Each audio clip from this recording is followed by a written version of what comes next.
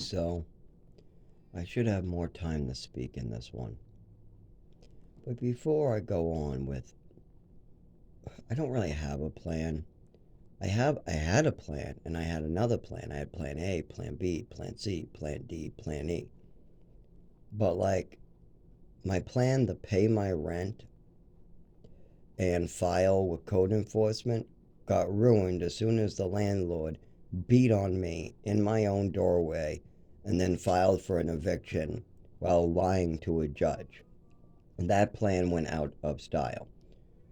So, let's say the plan to go get medical care so I can get better and return to work or stuff like that. I've been doing that plan for over 4 years. All I needed was epilepsy medication and some paperwork regarding how my mother had Munchausen syndrome, gave me a bunch of drugs she shouldn't have. We have the records from the doctors at age 7. We had me talking to doctors over and over about a mysterious allergy attack. We could cite that as the day that I actually had my nervous system disrupted, and we could go over the coordination issues, the doctors, and there was physical therapy, and we could get those records of why I needed physical therapy and use those as a beginning. And I got middle records, and we got some falls and seizures in Lowell, Massachusetts, but I was homeless, and you know how they like to off. I mean, they had me walking downtown in the cold in a gurney with nowhere to go. Literally. The whole, and I had a concussion, so the whole world was spinning. I even bashed my head against a cement wall. Well, actually, it was red brick because I couldn't walk straight. I was trying to walk down the sidewalk and I lost my balance and my head bounced off of the brick wall and I ended up on my knees. And I'm walking through town in nothing but gurneys. Why? Because they took my clothing away and cut it off of me. And they then don't know what's wrong with me. They found me unconscious on a walkway. They deemed it a robbery, but I said it was most likely a car accident because I was crossing traffic. I looked up, I hit the button. It's a big red glowing thing. It's nighttime. I look over to the right, there's traffic. There's red lights and there's yellowish white lights, some blue passing me, and next thing I know, I'm waking up in the emergency room with a head that feels like somebody hit me with a brick, saying it feels like I got hit with a brick, but I must have got hit by a car because there was nobody near me when I went unconscious. There was nobody. There was no voices, no footsteps, there was no robbery, there was nothing. They said they found a wooden board next door and I had one shoe. I'm like, what? That's not really much to go on. And they just released me literally only hours later. I think it was less than 8 hours they kept me, but I was in the middle of the night and I woke up in the morning.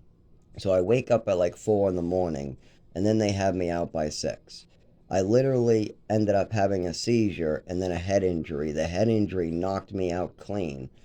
And what do they call it? Nothing, because nobody wants to listen. I say it was a car crash, or it seemed like, but there was lights involved. I don't know. We need more information. They don't even run me through scans. They just release me in gurneys to walk the street. I tell them I can't see straight. I said I have a head injury and I can't see straight at all. I can't walk. They said, too bad, walk anyways. So I'm out front flipping the fuck out outside of the hospital, and there's some security guards yelling at me, don't you try to come back in here now. I said, that's fucking stupid, and then I really flip out at them. Because I'm like, the nurses are telling me I'm released, and I wasn't being mean to them. I just woke up, and I was like, what is going on? And I went along, and then when they said I was released, as soon as I got to the door, and I'm out of the hospital, I started really flipping out. Because I'm like, I can't even see straight. I'm in a gurney and I'm supposed to go where exactly? You think anybody's letting me in their house in nothing but a gurney? And what do you think? Somebody's going to try to rape me if I walk through downtown. They know that I have to stay in tents because I already told them they will not let me go through this at the shelter. Now they called the shelter and the shelter says, we don't have any policies like that. We'll take Zach renewal. And then I go there and they go, no, we won't. We don't have proper paperwork on the benzos you injected him with. We don't have proper paperwork on his medication list. We don't got proper paperwork on these seizures or these falls or why he can't move his legs or arms at times. We don't know what the hell's going on, and you guys haven't provided any paperwork. And Zach has no clue what the hell's going on until finally a doctor explained to me that part of this is epilepsy seizures. Epileptic seizures was, or they said grandma at first, but as we add in and we get the details put together and we put this all in, oh, okay. It's obvious what's happening. Whenever I'm shaky and I'm looking at flashing lights and I get a big head injury, it's usually a seizure because I'm already shaky. I'm always shaky during nighttime and cold. So we know that I was shaky that night. We know I'm crossing traffic. We know that it's raining out and it's not really nice. It's very moist. Actually, I forgot to give that detail many times. It was very wet out. You can tell by the puddles in the road. The black cement has a glare to it from the street lights. I remember seeing a glare off the road as cars go past me. I can see the white yellow lights going past me now. I'm looking at the sign. It's a short, tiny, tiny crosswalk, and there's all these cars going past me, flashing lights, and boom, I just wake up in the hospital. And they say, it looks like you got hit in the head good. And we got there hours later, but so luckily somebody found you. What happened? And it wasn't a robbery. They just found me with one shoe. The other shoe, I went back, it was down there. Nobody took one shoe off of me. And that, like, there was no money missing. My wallet was upstairs of this bar the whole time. So we know that my wallet was left upstairs at a guy's apartment above a bar. We know that there was nothing in my shoe. And the wooden board is not what hit me at all because it was cement. You could tell I was still digging rocks out of my head, and it was very obvious it's cement because nobody was around me. This is a spot where you can see both corners from miles away. There's nobody who can sneak up on me.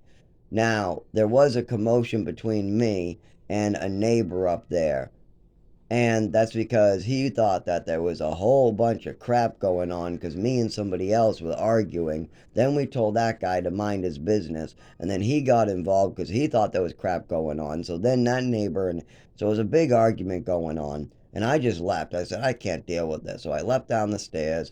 I took my way out.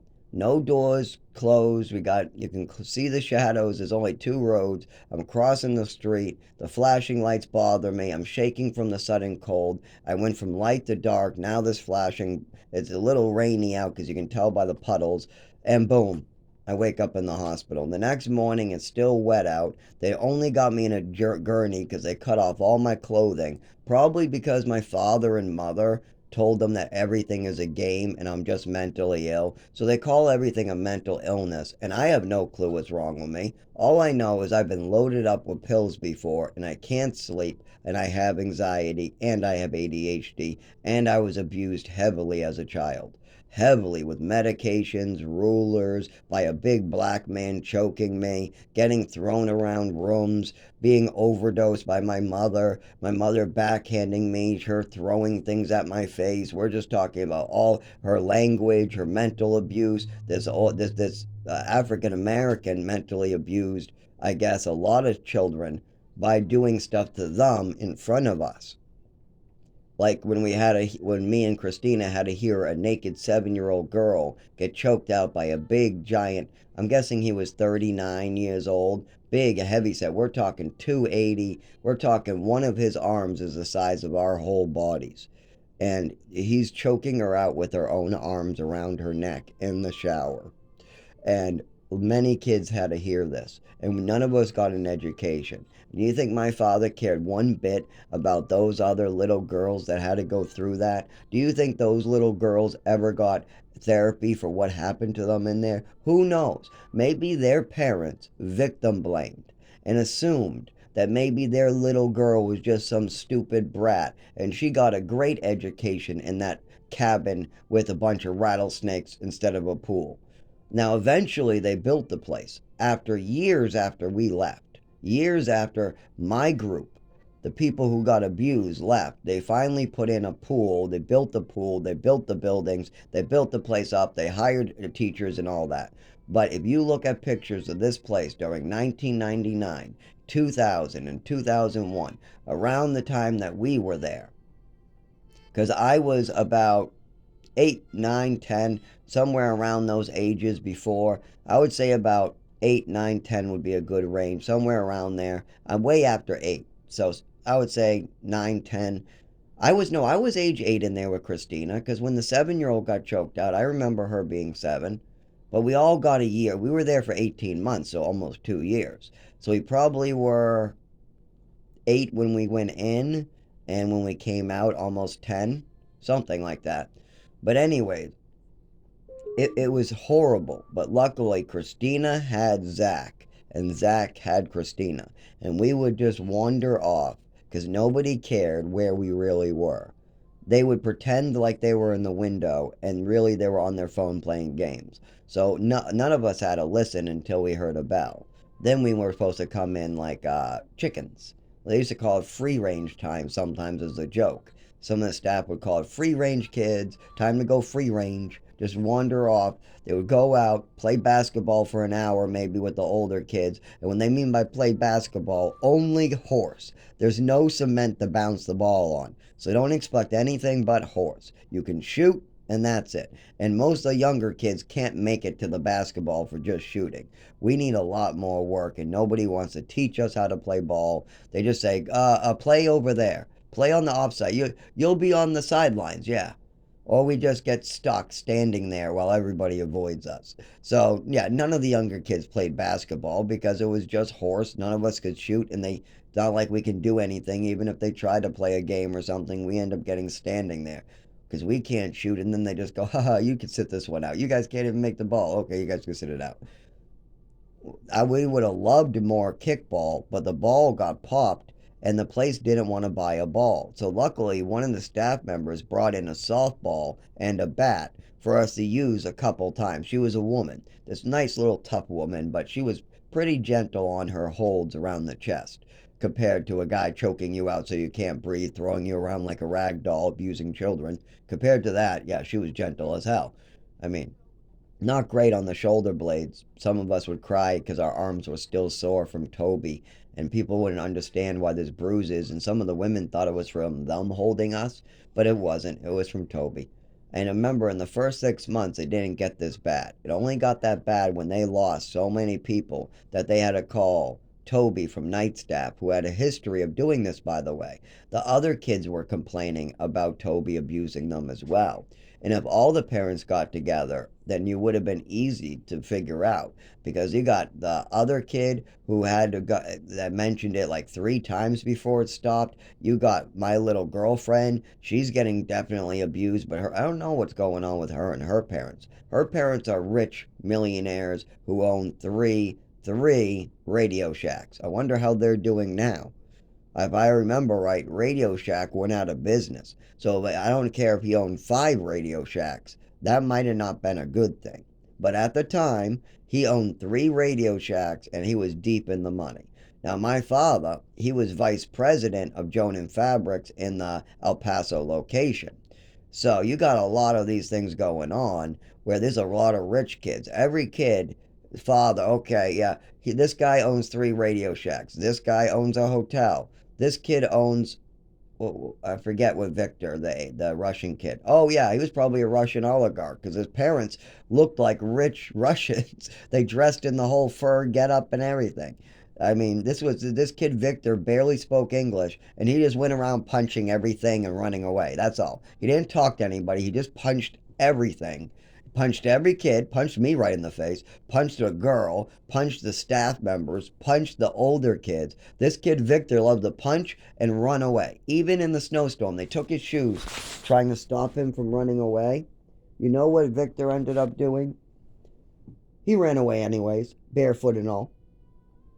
That's how bad this place is that you rather run away. And by the way, it's snowing out. That's why they took his shoes if there was snow out. They figured Victor wouldn't run away barefoot in the snow.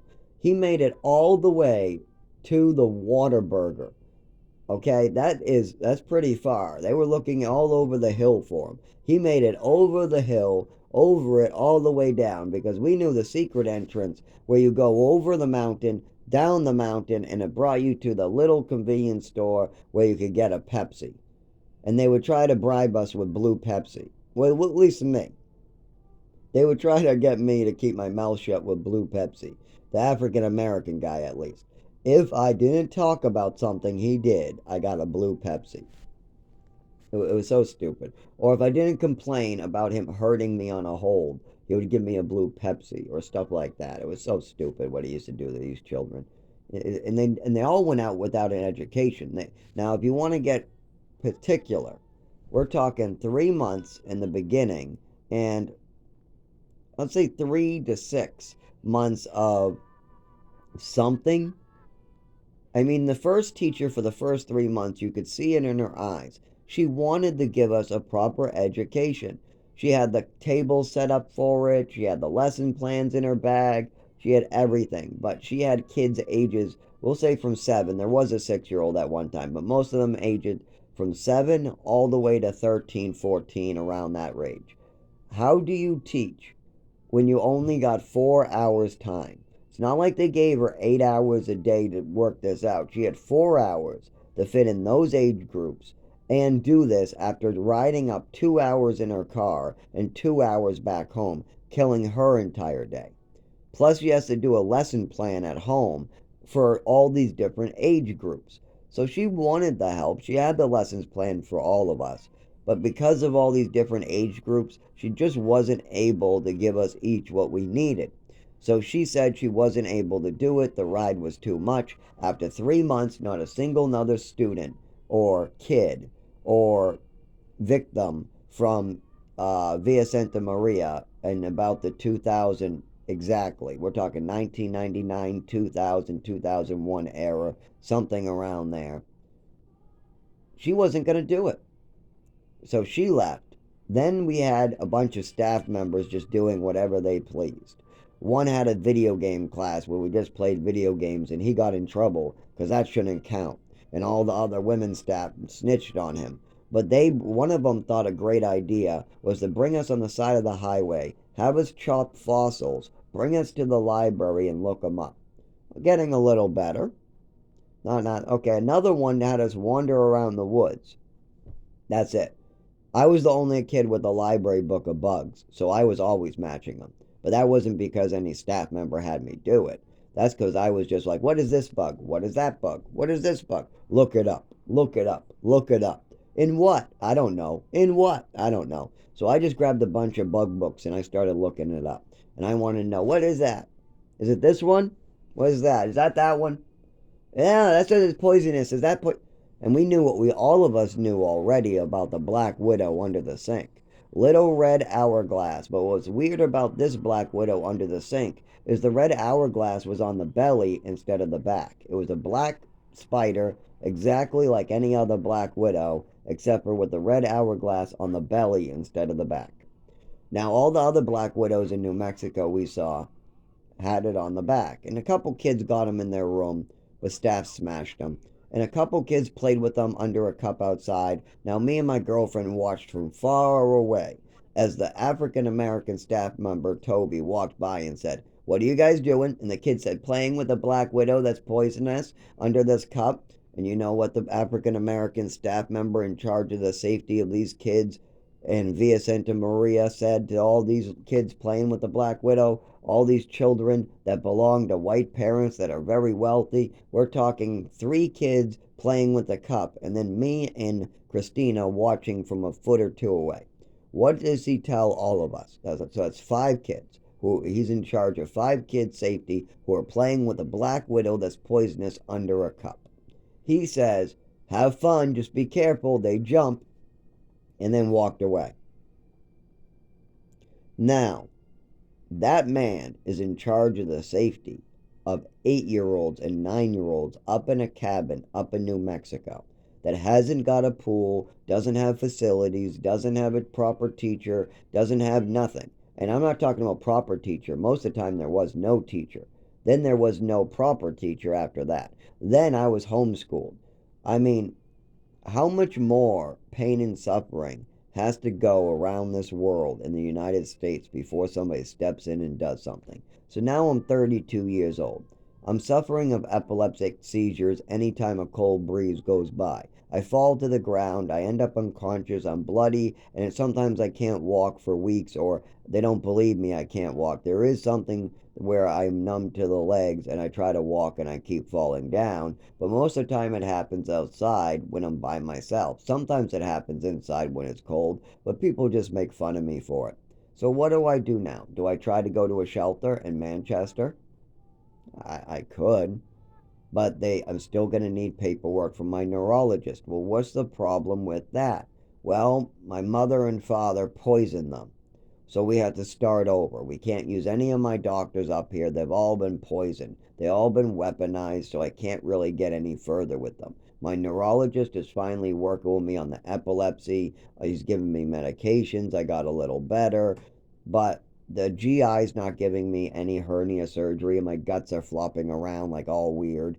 I have had kidney problems because of that, I would assume. But we know my GI has been hurting for 2 years straight, and we know that my kidneys have been hurting for a year straight, and we now know that my guts definitely aren't acting right. When I lean forward, they plop out, making jelly rolls. When I lean backwards, they go backwards a little bit, like you normally would see when you suck in your stomach. But if I lay backwards the wrong way, all my intestines disappear to a point where it's way beyond sucking in your stomach. It's like somebody surgically removed your organs out of your stomach.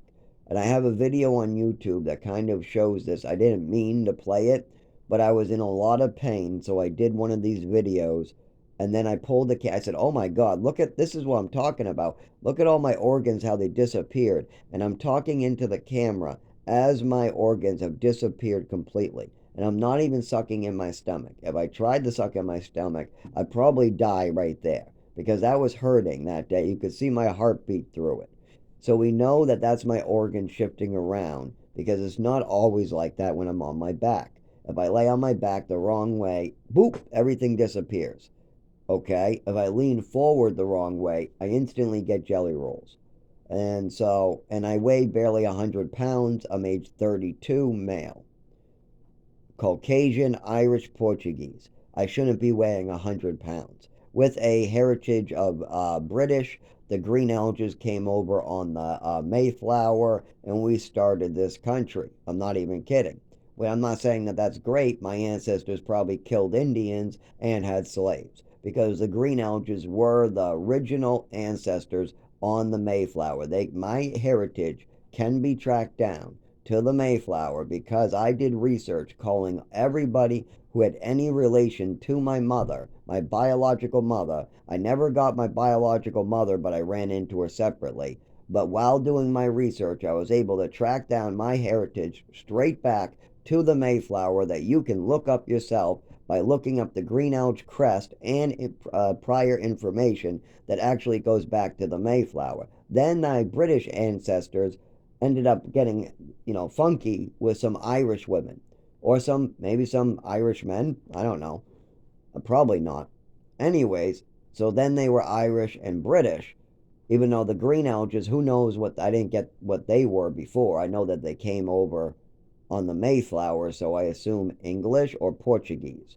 But then again, my father was Portuguese as well, so that could be double Portuguese with a little English. It's hard to say. But anyways, they ended up coming over on the Mayflower, Irish women, and then more Portuguese, my father. So we're got a nice Portuguese, Irish, maybe some British and French. I don't know where the French comes in there, but when I took a blood test that didn't make any sense to me, there seemed to be French, British, Irish, and I didn't see any Portuguese or anything else in there. What was weird because my father was definitely Ricardo Ferreira, or as my mother said, Ricky Ferreira, Ricardo Ferreira, any of them will do, or Rick Ferreira, or Richard Ferreira if you want the English translation, but he didn't like to go by that. And it's last name Ferreira. So that's Portuguese for sure. but I didn't see anything on there, but I couldn't read it. And there was a bunch of other bars that had information too that I just didn't understand. And you had to go online and somebody else did it for me. So it wasn't like I really was doing it myself. It was more like, look at this, bye bye now. I didn't get much time to look at it. It was just kind of like one of the people's houses I used to stop by. Her name was Joanna. She did it for fun for me. But I never stopped by there for much. So she would just, hey, here's your results. Oh, that's cool, that's cool. Here. I should have spent more time looking at it. But there were her dishes to do, and there was her son to deal with. I had to keep her in her apartment. That's what I do for elderly people. That's why I'm actually very qualified to work with the disabled. Now, people that hear my voice laugh at me when they first meet me. And this is one of the problems. The more you get to know me, the less you know you the more you get to know me, the less you find out you knew about me to begin with. The less you knew. So the more you know, the less you knew, or something like that. There's another way I said that. But that's because my voice comes across weird to people, and my movements and my way I walk seems weird. The people I help out and the people I have around me and the way my family treats me is weird to people. But once when they get to know me, they go, oh, his family is shit. They just have never once made any attempt to get him epilepsy medication or work on his coordination with a neurologist or even listen to him about some of these medication issues with his mother. And by just putting a random blame, oh, he has this illness and he has this illness, he has this illness, he has this illness, he makes up stories, it's a fantasy, it's a red herring, it's a mental illness, it's a maturity issue, it's a this, it's a this, he's suicidal, he's this, he's that, yeah, he's sucking on his skin, oh, it's suicidal, oh, he jumped in a pool, he's suicidal. Oh, he's bumping in the furniture, he's suicidal. Oh, he's tired, he must be depressed. Oh, he's talking about suicidal thoughts at 10 at night after taking a bunch of medications. Oh, he must be suicidal. Wow, they drugged the shit out of me. Oh my God, those drugs did so much numbers on me. And my mother was slipping me her own drugs all the way up to age about 12. 12, 13 is when she started having the doctors go up a notch with drugging me. She started reporting, and then she even tried to just convince me to take the reins, but the doctors never listened to me at age 16. I went into the doctor's office right after my work. By the way, I worked as a teacher's aide for 4 years. So I volunteered for 2 years, and then I worked on the books for 2 years, and I had to go through some work to school program to keep going there, only because of the transportation. I'm pretty sure if my mother and father just backed me a little, I could have got a job working there because I had the volunteer experience. But instead, they wanted me to go a different route. But if they took me off the medication, if they treated me like a human being, there would have been a lot of different options. My voice still would have been funny. My mother still drugged me at age 7. That's not going to get undone by you guys treating me normal or treating me with a little bit of respect instead of dehumanizing me all the time and victim blaming and trying to blame me for every little problem in your lives. Meanwhile, I make your lives better. And my father's probably laughing if you heard this. Oh, yeah, right, he made my life better. Oh, really?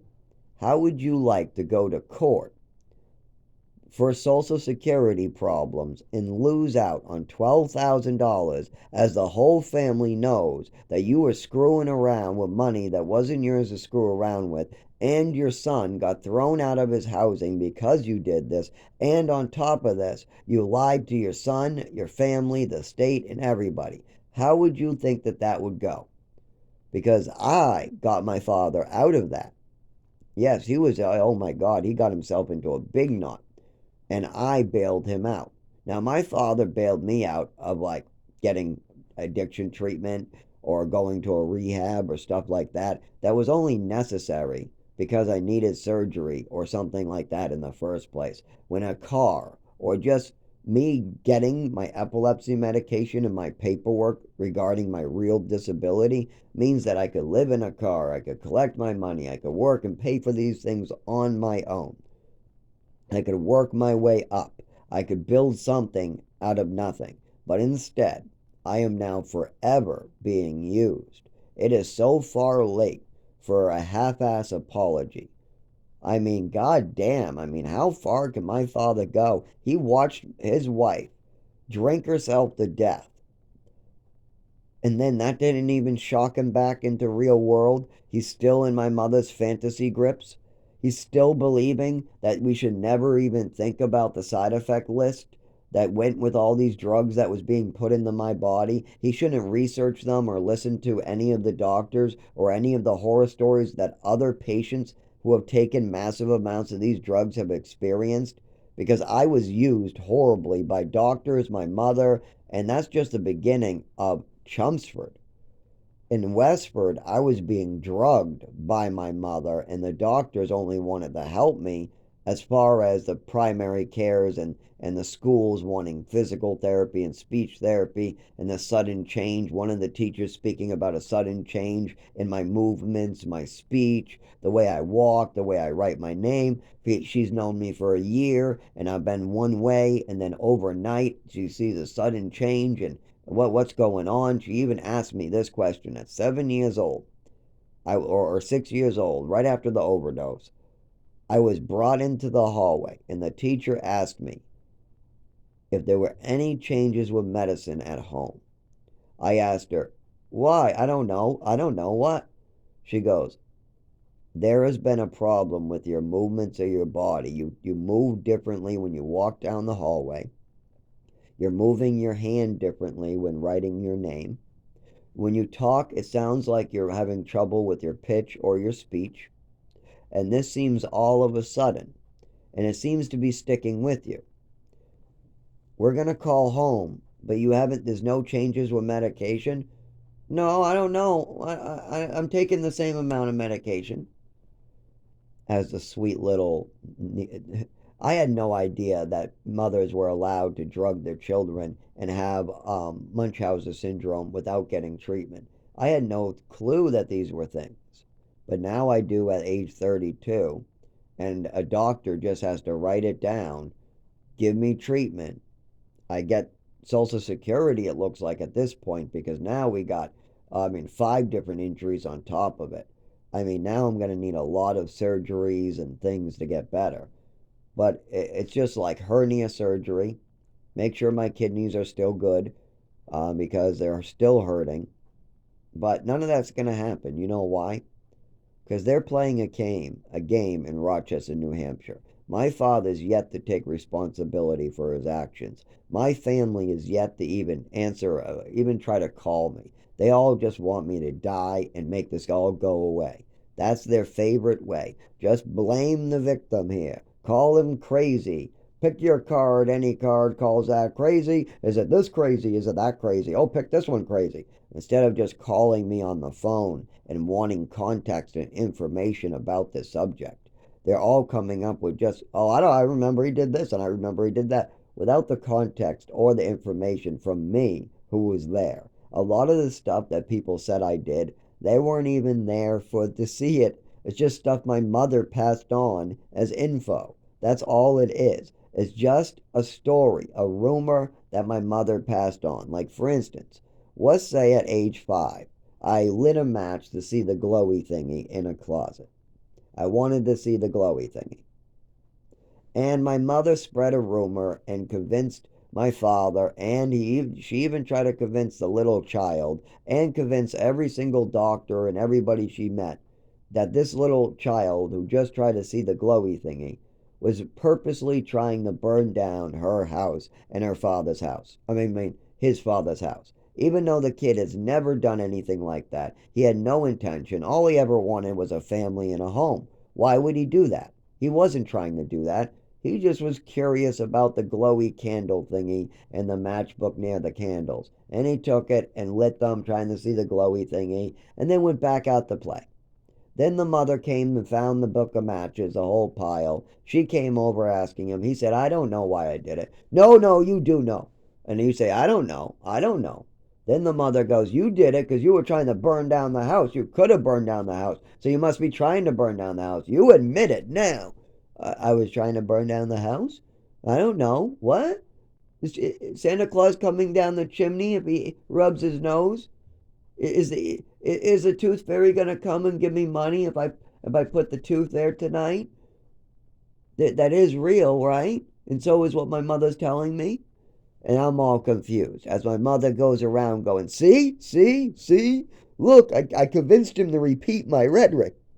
See, I convinced a 5-year-old to believe me.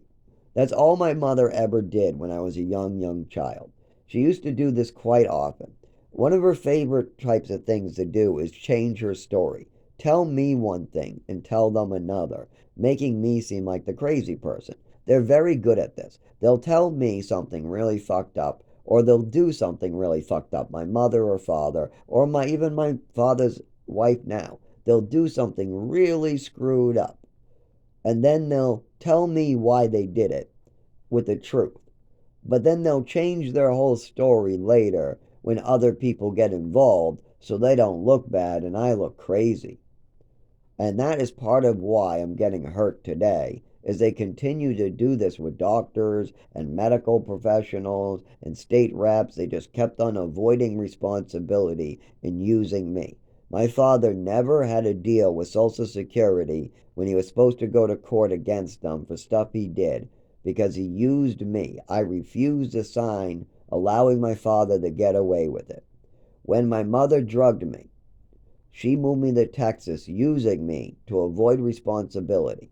She also convinced me to go along with her plans and her yeses and nos and all that.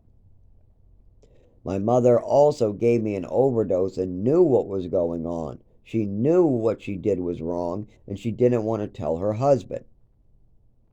So with all this going on, at age 32, what do I do about it?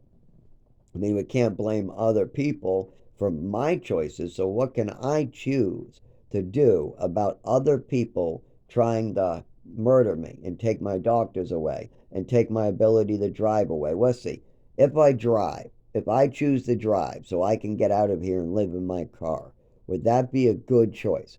Okay, I could sleep in my car. I could get around more easily. Other people would die. I would get in a car accident. I might get a whole charge against me because they don't believe I have seizures and a neurological disorder. Meanwhile, I have one doctor, two doctors helping me get a little information on that, three doctors, a little information about that, but it's not a lot. We have a lot of work to go because my mother and father and my family has not tried to get involved to help me with this. They all just want to act like it's some game to them. Like my life or death situation is some game for them to play with. Just like they thought my body during childhood was some game they could fool around with chemistry. Let's see what happens when we throw these pills at him. Let's see what happens when we throw these pills at him. Ooh, he's drooling. Let's see what happens when we throw these pills at him. Oh, now he's having a seizure. Oh, no. He's just unconscious on a pile of newspapers. It's not a seizure. It's an overdose. That's right. Oh, nope. The mother calls it an allergy attack. Oh, yes, it's an allergy attack where his breathing slowed down. He lost his vision. He lost the ability to feel every nerve in his whole body. He crawls over. He's screaming for help, but he can't form words because his whole body is numb. And then he passes out on a pile of newspaper for a long time. Wakes up with his full body different. That's an allergy attack, my mother says. That's what that's called. So you get administered medication. Your mother slips you some pills in with your meds. And that's called an allergy attack. And when I get sick on Halloween, that's just the Halloween curse. When my mother has me take a handful of pills, then I get sick on 3 Halloweens like clockwork. We just call that the Halloween curse. And when my mother slips me some downers right before we go to a court proceeding to get adopted, yes, I'm about to be adopted. All I've ever wanted was a family and a home, and now I've asked to be adopted, and I'm going to be adopted. I don't know how crazy this wife is of my father, but my father seems normal, and the mother seems to have a lot of pills, but she says she's going to help me. She's going to get me well again. She's going to do something to make me great. She's not going to hurt me anymore. She's not going to lie about me anymore. She's not going to make up any more stories about me because I'm going to be her son. Then she slips me some pills. I get drowsy. I'm passed out from my own adoption. I mean, passed out in the car, passed out on the wooden bench, passed out in the car. And then I'm all drowsy from my own adoption party to the point where I want to pass out on the floor. I want to fall asleep, but nobody will let me. They're keeping me in a chair, keeping me swaying right and left. My eyes are half masked. This is the adoption party that was held in the ski loft. Upstairs, way up high. They got a bar around the corner. Ski loft. Not anything to do with my baptism party. What most people are, oh, I was at your baptism party and you weren't under the influence of anything then. I never said I was. I said I was under the influence during my adoption party. And honestly, most of you guys barely remember that because this was before we went to Texas, and most people made a big deal about the stuff where I was awake for. Whenever things went wrong, my mother had a good cover-up story to make you guys all go, he's just depressed. Oh, he's just tired from the medication. Not letting them know that she slipped me an extra med that day. I wasn't tired like that every day, just the day that my mother slipped me pills when something important was supposed to happen, like an adoption party or us going to some part of the adoption, or when she wanted to change the channel, or when she needed to get her way, or when any excuse she had to try to drug me to get something out of me. She played with my body like that, and that's violating my body worse than raping me. I mean, I would have rathered my mother stuck a dildo with fucking thorns and razor blades up my ass, because at least then people would know why I'm hurt. But instead, my mother violated my body and then tried to cover it up for 20 years. And then my father has spent even more time trying to cover it up. Still today, when I call him, and it's wow moment. You know what I mean? It's like my mother even killed herself. She's not even alive anymore, so it's not even like a guess. His own grandson said that something was wrong with her. Everybody, his grandson, his son, his stepson, his other son, a bunch of friends of the family like Dan Beaudry. People have gone up to my father and told him something is wrong with your wife. His grandson said, please control your wife. His own son said, please stop letting her hurt me. His other oldest son said, your wife is nuts. She's a bitch. She's crazy. She needs meds or something. Something's wrong. But every single time, the old witch, my mother, who I had 50% love, while 50% hate and disgust for what she was doing to me, but I had no clue what she was doing to me.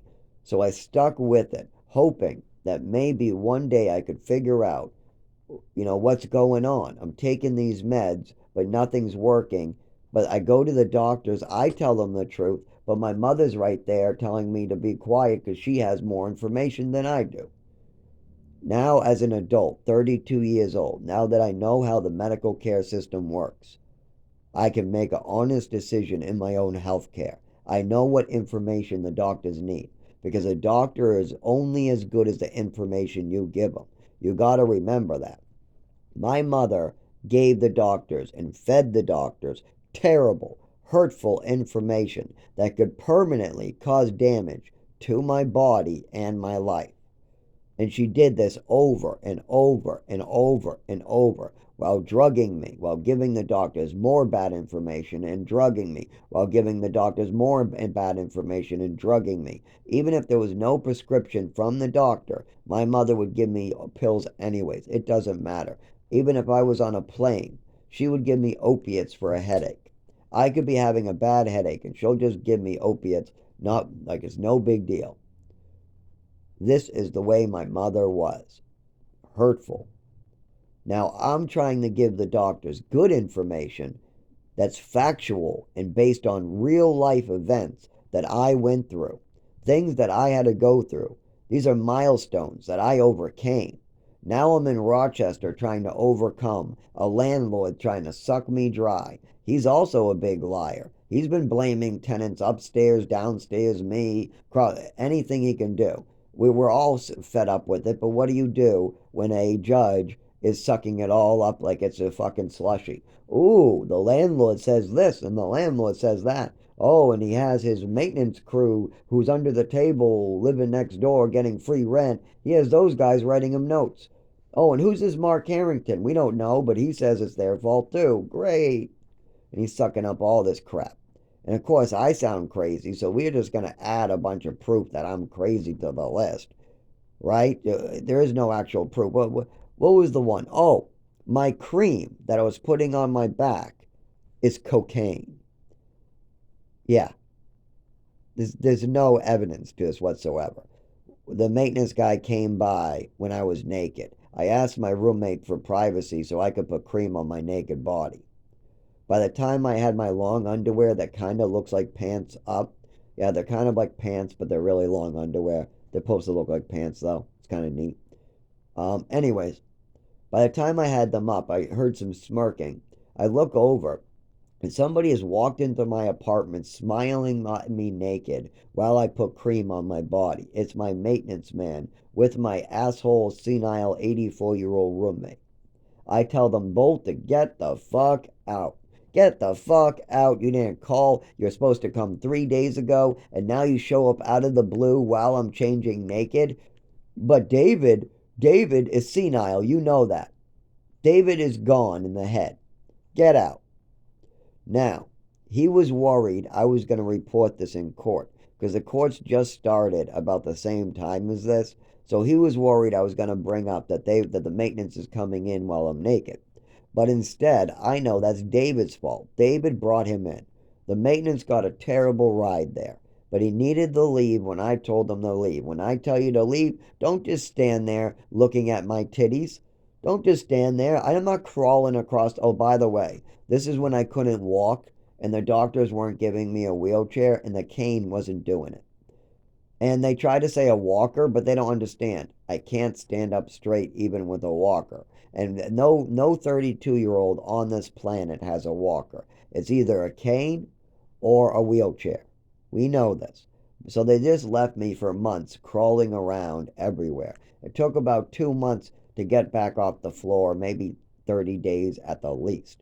But this was during that time when I was on the floor and I wasn't going to crawl to the chair because I had to crawl to the chair and then I got to crawl back to the other bed and then I got to crawl to the chair, crawl to the bench, crawl down on the floor to get into the bathroom, and then I got to sanitize my hands because my hands touch the bathroom floor. So I sanitize all the way back to the bed and the chairs as I crawl through my house.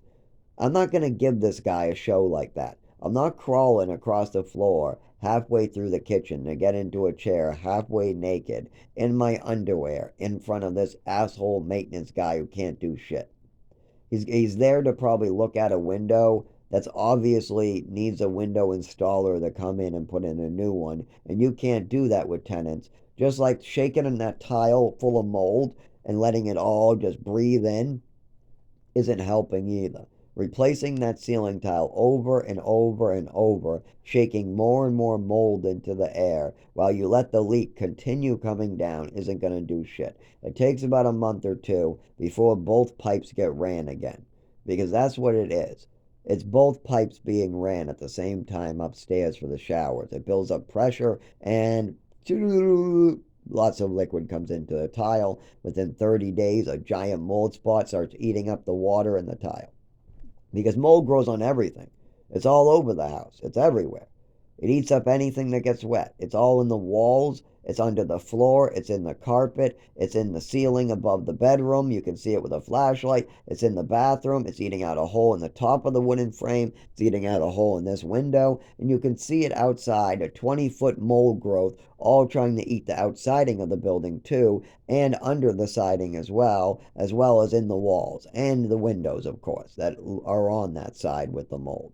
So you can clearly see this when you drive up. It is a danger to everybody on these 3 floors. But the landlord is just going to have us sucked dry because he has the courts under his finger. He has the option for an attorney. He has the courts under his finger. And he got plenty of properties to sell off if he needs to. And his plan was to let this pig die until a lawsuit comes. That's his plan. He's not gonna put lipstick on this pig.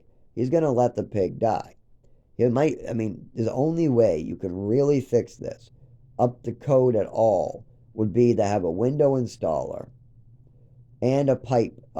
Somebody rip out all the pipes and new put pipes in, and then you just fumigate this side of the building. But even then, the mold is still at such a toxic level that you're still going to get sick over a certain amount of time because it's in the carpets, the walls at this point. This whole 3 floors, as you can see from outside, inside, it has just rotted away.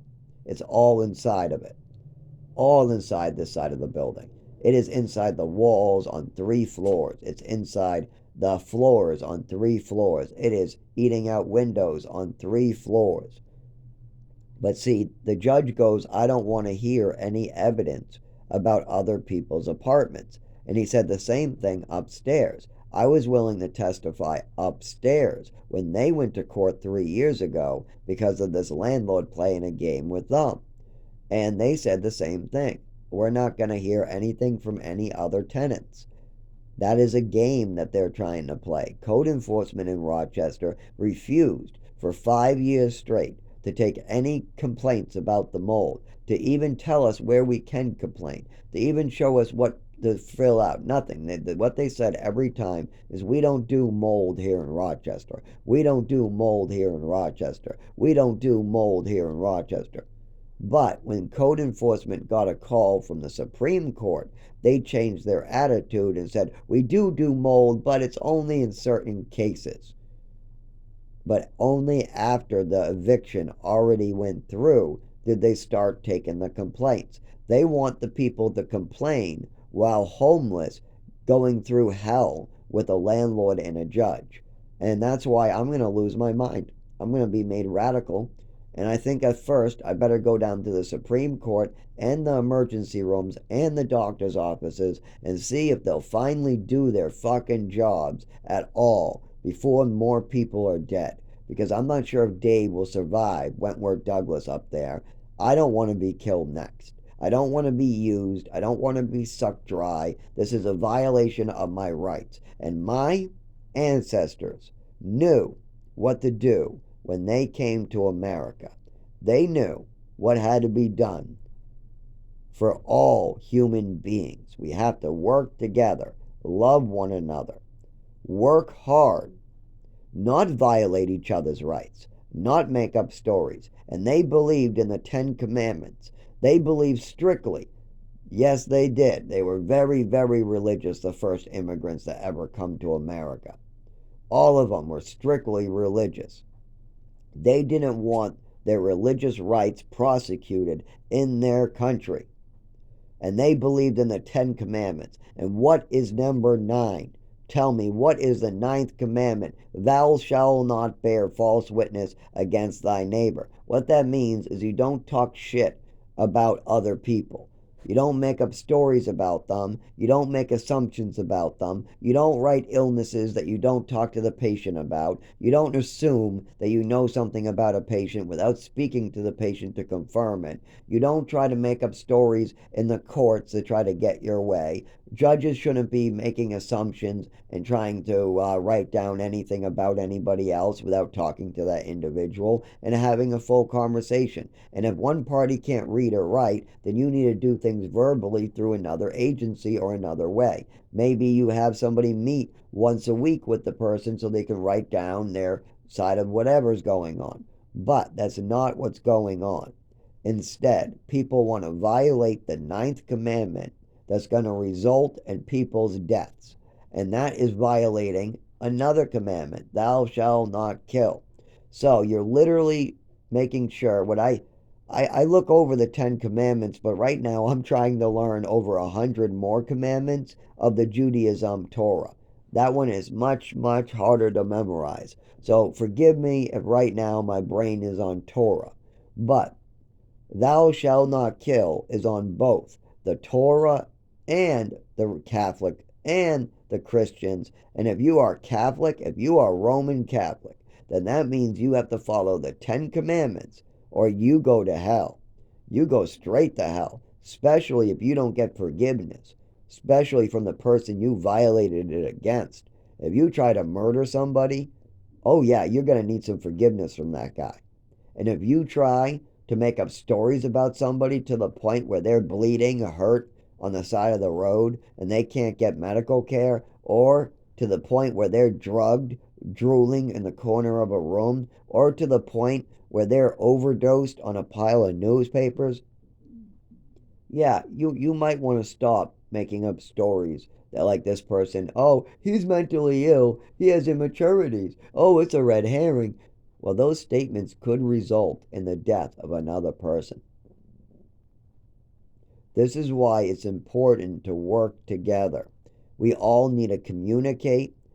Communication is key. Context is key. When you try to judge somebody else or you try to figure out a complex topic and you don't have the information you need, you will come to false conclusions. And when you come to false conclusions, and then you use those conclusions, and then somebody else uses that information, and then they come to a false conclusion, and then somebody else uses that information, and then they come to a false conclusion, and then somebody uses the first false conclusion and the last false conclusion to come to another false conclusion. Then that can get somebody like me killed. Just like how my mother took a bunch of made up fantasies. My mother had Munchausen syndrome. She liked to make up illnesses. She liked to drug me sick and then play the loving mother bringing me back well. It was really bad. And then when I became 12, 13 years old, she started getting the doctors to drug me so she could go around acting like how great she was and how awful her son is. Oh, my son is a homicidal maniac. He's suicidal. Look how many meds we got him on. Look at this story. Look at that story. Let's go over the homicidal maniac. Why would I be called a homicidal maniac? Because at age 13, 14 years old, I took, I think it was a lighter, or no, it was a match, and I tried to see if I could invent a fireproof jacket or a fire extinguisher. So I found some slug slime because I thought slug slime might be a great idea for fireproofing. How did I come up with this?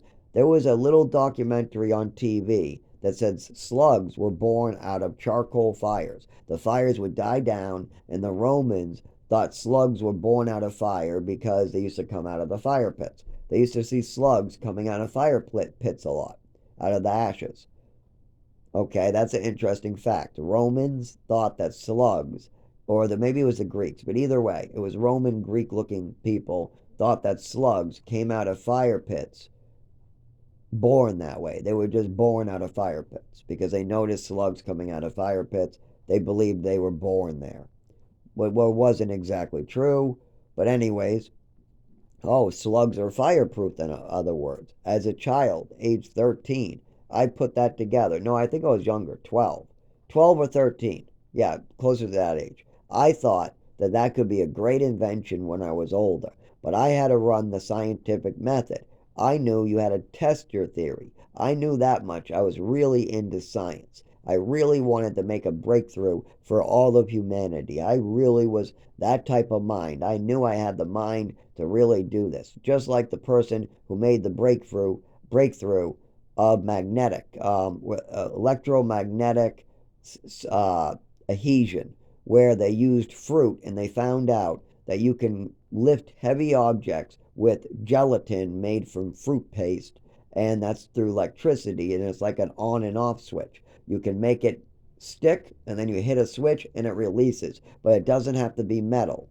And that's a new thing that came out in 2024, electro adhesion to things like fruit, where it can go on and off. There's no metal in it. We're not using metal, and we're still studying this. And the person who invented it and discovered it was just a guy fooling around in a lab with some bananas and fruit. And he came to a new discovery in 2024 that's really cool when you look into it. It's not just a banana gets stuck. It's that when you hit a switch, the banana releases. And then you hit the switch and it gets stuck. And you release the switch and it releases.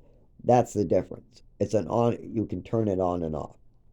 And it doesn't have to be metal. So it acts like a magnet, like an electromagnet, except for it doesn't have to be metal. It can be fruit. And they're working this out to see if we can use it for other things. That would be me. That is what I did. I took a match, I held it to some slug slime, then I told my father about it just to be for good measure. I should probably tell my father I just did this experiment before I go any further with this experiment of trying to make a fireproof substance of some type.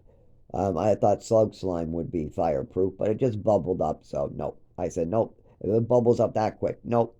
And the slug was right there releasing the slime. It was right, leaving the trail. I put it on the trail. I put it near it. I watched him kind of dry out pretty quick. I pulled it away, blew it out. The slug was not burnt. He was intact. He was a little curled, protecting himself. I said, no more. He's fine. And that was it. I just tried the slime.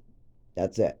That Now, when I told my father this, I told him I did an experiment with a slug on the rock with the slime. That is what I told my father. And he said, what experiment? I said, I held a match to the slug slime. Now, he told my mother this. I don't know what words he used. He probably said Zach held a match to the slug or something like that. Who knows? He shortened it for sure. And I don't make much sense to my father to begin with. Now my mother's off crazy going, he's homicidal, he's homicidal, he's gonna hurt animals, he must be hurting animals, he must be hurting animals, he must be hurting animals, he must be hurting animals. Fucking loon. What a loony. Now, the reason why she had this idea is because of her Munchausen syndrome. She loved it when she could convince people I was sick when I wasn't. So I did a science experiment because I'm curious and I'm very intelligent. I saw a connection on TV. I made the connection, and now I'm trying to do the scientific method to figure out what the hell is going on. But instead, now my mother's off the rails trying to come up with a psychiatric condition that she can have me drugged for. And then they have me get naked in front of strangers for a month straight while people check my bum hole for matches. And then they would inject me on the floor with drugs, all because my roommate says I didn't take my meds when I really did. So they double drug me with drugs until I'm shitting myself and I'm drooling myself a mess. Why are they doing all this to me? Because my mother is a complete loon with Munchausen syndrome, and I did a science experiment without permission. That's it. Yeah, now I get to die at age 32, and I'm guessing on September 22nd, no, September 23rd, September 24th, by Tuesday, if I, of September, if I don't fix the situation with Wentworth Douglas trying to kill off David up there without checking with his doctor or primary care, without David having anybody to help him get his care and speak who knows his case, like his primary care or me. We know his case, while Wentworth Douglas has never listened to David, his primary care, or anybody else. So we need to now, they were only supposed to check him for black mold and a head injury, a bump, and that's it. And some bruising on the hand. Instead, now they've given him a seizure for medications he did not need to take. They said they were going to give him some pain meds. All of a sudden, after they administered the meds, he had a seizure. What do you know? Wentworth Douglas gave him pills, and he had a seizure. I could have told you that they were going to do something like that. Why? Because they were trying to put him under anesthesia so they could kill him off, because they know he won't survive anesthesia, rushing him in for a colon removal without even checking with his primary care. But David was smart enough to say, no, I want to speak to Zach or my primary care. So then they're trying to nag him into it anyways, but he still refuses. At this point, they changed their attitude. Instead, they're going to try to give him some pills for pain that his heart can't take, because his cardiovascular system, as well as his sympathetic nervous system, won't be able to take things like ketamine, fentanyl patches, fentanyl, codeine, Percocet, any downers that down the heart rate and the central nervous system might be problematic for David. And he does fine with pain. He's hunky-dory there as long as you don't hurt him. As long as you don't hurt the man. He must be craving cigarettes, so they were trying to put him quiet. He definitely isn't getting any exercise in the last 3 days, so he's probably going to have muscle atrophy because these people aren't going to let this man truly walk around, and they probably got him on all this stuff he doesn't really need instead of trying to actually solve the problem. Get him out of the mold, get him a rep payee, get him the cancer treatments he needs, not while he's going in court. I tried to get him 3 years ago. Wentworth Douglas didn't want to do it. Now, they all of a sudden wanted to do it right as David was getting evicted. Literally the same week that David got evicted is the same week that Wentworth Douglas started his chemo and his radiation. And what was David going in there for? Mold again. Every time David mentions that he is getting dizzy from mold exposure, they start a weird, unusual treatment. They did it last time he was brought in for mold exposure. They started a bunch of cancer treatments, ignoring his reports of mold exposure. Then, again this time. This is malpractice. This is murder. This is absolute murder. Just like a landlord beating me on the ground if I died that day, that would have been murder. That is not no simple assault. That would have been considered murder. And so if I were to die from a kidney and he knew that kicking my kidneys could kill me, and if he knew my kidneys were injured, and if he knew my GI was injured, and he still went and tried to aim for the GI, aim for the kidneys, that's much more. Just like the landlord neglecting his property is a lot more than tenants leaving a window open. Just like having infestations on 3 floors and having a building of infestations all over for over 15 years and then blaming that on the tenants, trying to get the tenants to pay for the fucking all this during an economy where nobody's making shit while they're injured from a tenant's and landlord's from a landlord's kicking and hitting a tenant. That's just wrong. So I guess on Monday or Tuesday, I should take what money I have. So what little tiny money I have. And if they can't get David to give me the money for the rent, I'm going to have to call the Supreme Court, let them know that Wentworth Douglas has made it a situation where David cannot pay his own rent. And I am not going to stay around if a bunch of shit is about to go down just because Wentworth Douglas, the landlord, and the Rochester court systems and this code enforcement want to play a game with our health. I'm sorry, I'm coming right down to Manchester, and I'm not leaving Manchester until something is done and until I have a civil attorney or somebody on my side doing something about these situations. Because this is the most fucked up shit. I might have a funny voice, but that doesn't change what I'm seeing and what I'm reporting. The words coming out of my mouth are adult for sure. Oh, yes. Manslaughter, attempted murder. We're talking about mold exposure, mold inhalation. We're talking about bed bug infestations. We're talking about neglect of property. We're talking about assault, or you could also call that a attempted manslaughter, or no, it would be attempted murder because you attempted to kill somebody knowing that the person was injured, or whatever you would call it when you try to put somebody in out of order for months and months and years on end because you know their kidneys are failing, you know their GI is failing, so you punch them in the GI, you kick them in the kidneys, knowing that will put them out of order for months and months and years and years and years, might even kill them. Then you can take advantage all you want. That is what the landlord was doing. I had my money in my hand ready to give him. I had a letter that just says the windows are leaking water, there's bed bugs, and the ceiling is leaking water.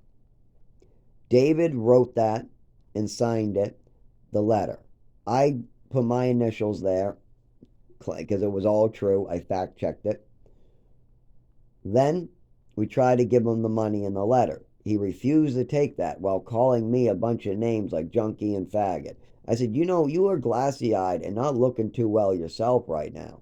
Now, I might be hurt and disabled, but look at that window that you left me. Look at that bedroom with that all locked up with bed bugs. Look at how we're living in a living room, 2 people, because you don't want to do the damn rooms.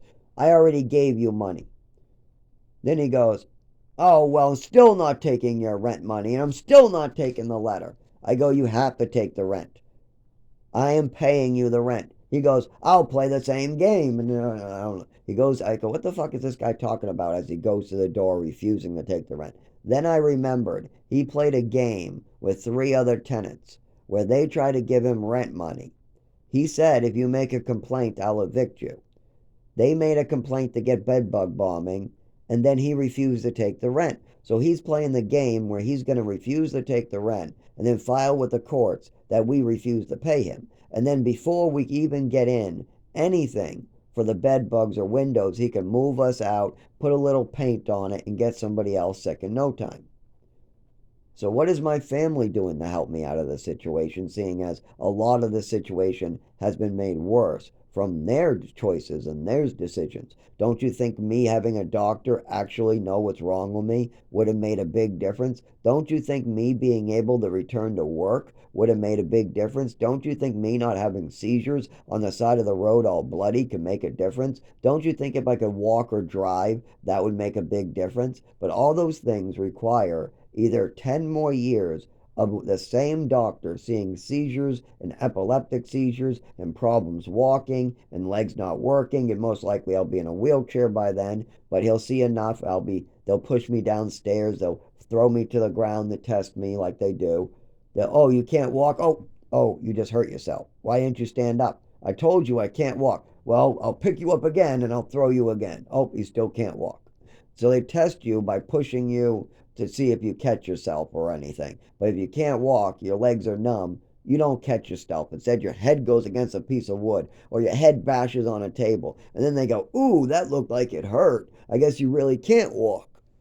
So they do that over and over and over and over. No matter what town you go to, they throw you around when you can't walk, trying to pick you up off the ground and then throwing you forward. And then obviously you can't do anything because you're telling the truth. So again, bam, I had to go through that some more, unless my family just picked up the phone and actually worked with me. Now, it would have been easy 3 years ago. Real easy. I would have just needed a couple phone calls. But now, there's no phone calls. All the doctors have been poisoned by their older rhetoric. So, we're going to need a new town, new doctors, a new mailing address. Everything is all fucked up by them. I have a job. I have an address, but there's no way I can keep it.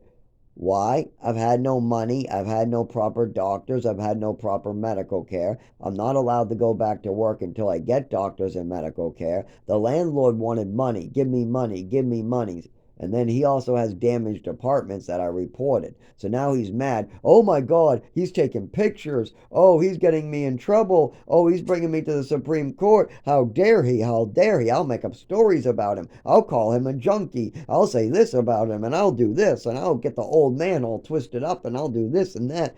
So he's coming up with 100 different plans to screw me. My father has screwed me so far. I have no clue what his plans are, and his new wife smiles at screwing me and gets thrills just like my mother used to sometimes get. I'm not quite sure what these sick thrills are, but she definitely gets a smile and a little like it's fun for her to screw around. But these aren't games. I'm not playing games with them. This is real life. I have a funny voice, a funny walk, epilepsy, and I need paperwork from a doctor, as well as I have 20 years of my mother's and father's bullshit following me around. So anytime I go to a doctor, they're going to see that and go, oh, we got the wrong idea about him. And then I'm going to have to spend 10 years. And then they find out, oh, yeah, he's not any of those things. So we wasted 10 years. Well, let's help him now. Oh, look how much better he gets with epilepsy medication. Look how much better Zach gets when we listen to the patient, Zach. But when we listen to Zach's old medical records, that Patricia, Henry, and Zach put together, he gets worse. I wonder why that is. I can tell you. Oh, you can? Yeah, I've been trying to tell you for fucking years now. You want to know? You want to know why I get better when doctors listen to me? But when you listen to my mother, father, and my old reports, I get worse?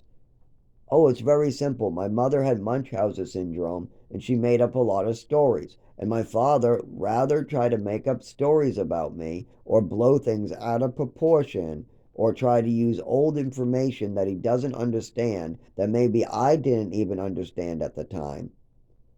And that doesn't help nobody. It doesn't help. Well, it helps him avoid responsibility. But other than that, it doesn't help anybody get healthy, doesn't help anybody get better, doesn't help me get any more medication that's more. No, all it does is it divide me and make it so I can't get any medications from a neurologist for epilepsy. It makes it harder for me to drive, makes me harder to go back to work. So that's all he's tried to accomplish is making things harder for the doctors. And if things are harder for the doctors, they're going to be harder for me. And I don't know why my father even went along with my mother's madness that cost him a fortune. I never asked him to pay for that place in New Mexico. I never asked him to pay for those psych doctors. I never asked him to pay for any of those things. I asked for some toys when I was real young. I went, I like toys. I want toys. I like toys. What 7-year-old, 8-year-old, 9-year-old doesn't like toys? And I obviously wanted to know how I could move my body better. I asked about that one. I wanted to always, every time I went to the primary care, I talked about this night, this allergy attack, where I lost movement and speech, and I was changed forever. And I asked about that, and we already knew I had coordination issues. We already knew my legs were bouncing up and down. We already knew I was falling during glowing fireworks and loud noises when it was a little chilly out. And we all knew I had a problem with cold, where I became nonverbal, angry, and wanted to go inside, or I got more angry, and then eventually I would curl up in a ball on the ground angry and put my head in my jacket. We all knew, but why? Why did I do those things? Because if I didn't, I got a very weird and uncomfortable feeling throughout my body, and eventually I would shake, and even a couple times I went unconscious. It wasn't good. I didn't know nobody else felt this.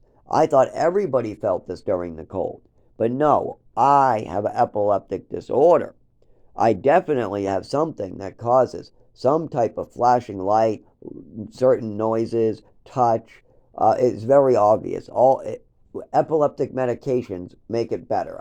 My speech comes back, my movements, my abilities to handle flashing lights, glowing TVs, phones, computers gets better with epileptic medications. So we know that if every epileptic medication I ever took helps me immensely, amazingly, and you can even give me 2 of those and I would probably be able to drive a car. If you give me 2 epileptic medications together, boom, I'm driving. But see, we can't get that far. We can't even get a diagnosis on paper. Why? Mother and father again. Well, I need a diagnosis to go back to work, use a shelter, drive a car, all those things. So how am I supposed to live if I'm not allowed to even use a shelter for very long? I don't. I die soon. That's why I feel like I'm going to get once when I'm living in a cave, sitting by a fire to stay warm. I feel like, just like, think about it. Rambo. The first time that a police officer tries to charge me with a crime I didn't commit, I'm going to lose it. And the first time I'm sitting out in the frickin' woods near a cave keeping warm by a fire, knowing that I'm not allowed to use a shelter, not allowed to go to work, not allowed to collect Social Security, not allowed to drive a car, not allowed to have anything, basically. I'm allowed to live like a hermit in the woods. I think I'm going to lose it. And having those situations can be very unnerving, knowing that you're going to be put in the prison for a crime you didn't commit. I know if they put me in a prison for 4 years for a crime I didn't commit just to railroad me, I would come out radicalized. I would come out Rambo, ready to put a poison arrow into somebody and run in the woods, all with traps waiting for them. I know if I had to live in the woods, I would have traps ready wherever I'm living. And if one person fucked with me, I would be ready to shoot a poison arrow with my choice of fun poison straight into them. I mean, I would never want to do such a thing. I have taken a vow to follow Jesus. I mean, I'm working with the hardest people on earth. Nobody can stand David. I mean, the damn hospital is trying to kill him as we speak. Other people have spit on him. He is a sex offender. So why do I do it? Because I follow Jesus strictly, more than anybody else I've ever seen. Can you work with the leopards of today? Think about it. Who are the most hated and ostracized people of society? Sex offenders and disabled people. Dave is both. So I found a leopard, and I'm working with him to make him not a leopard anymore. And he was able to do it. Until people really try to use it against him in a court of law, then it just all gets rehashed. Now people are all bringing it back up. When he first moved up here, a guy named Darren, who knew Mark Harrington and Lisa, spread rumors about Dave's sex offense. But if people kept their mouths shut, David would have done fine up here. But see, the first day that Dave moved in, he was hated before anybody even knew his name. The guy next door was coming over, yelling at David without even knowing his last name on the mailbox. He didn't know his first name, last name. He only knew it by the pointing. Now, this is the type of setup that David had before I moved up here. And Lisa and Mark Harrington put Dave's life at risk by telling every single neighbor in the building that David was a sex offender, even though he's not a sex offender for children. It was a 17-year-old male who made a deal with David over a job, and then he bailed out on David.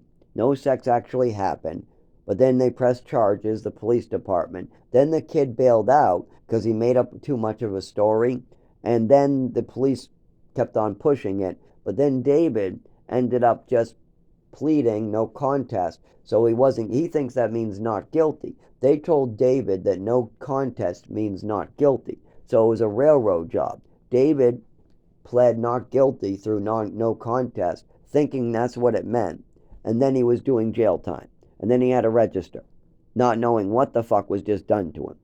David has no clue what is going on in today's world. It is too confusing and too fucked up for any person in their 80s to follow. Even my father, he just needs to listen to me. I know what the truth is. If you want to know the truth, I'll tell you the truth. If you want to come and seek out the truth, I have context. I have information. I'm willing to conversate. I'm willing to have a conversation over and over, and you can ask questions to get more information. But you can't call me a liar, you can't call me full of shit, or that ends the conversation. Because now you're not taking information anymore. You're putting up walls, barriers, because you don't like what I'm saying. And that's a big problem with the state, with the town of Rochester, New Hampshire. I'm going to have to die because people don't like their own shit. They don't like the smell of their own shit. So they're throwing their shit around at other people. Rochester, New Hampshire doesn't like the smell of their own apartments. They have shitty apartments making people sick. But they don't want to admit that, so they're just going to keep people sick and throw their shit at those tenants. You tenant die. You tenant move out. We're not taking any mold code enforcement reports. COVID hit. Work, work, work. Do us a favor. Do us a favor. Work, work, work. Do us a favor. Oh, you're bleeding? Wentworth Douglas isn't going to do anything. Oh, you just had a seizure? Frisbee doesn't care. Work, work, work. Oh, you want to report stuff? Too bad. We're not hearing you. Oh, our shit stinks? Well, we don't want anybody to know what it smells like. So we don't want anybody to smell. Stop talking about our shit stinking. That's what Rochester's like. They know their shit stinks, but they don't want anybody to smell it. They're trying to get rid of the odor before anybody comes to try to clean up their shit. Because if somebody comes and cleans up their shit, then these apartments are good to go and people won't get sick. But that costs money. And Rochester doesn't want to clean up their act. They want to kill as many people and get as many people sick as possible.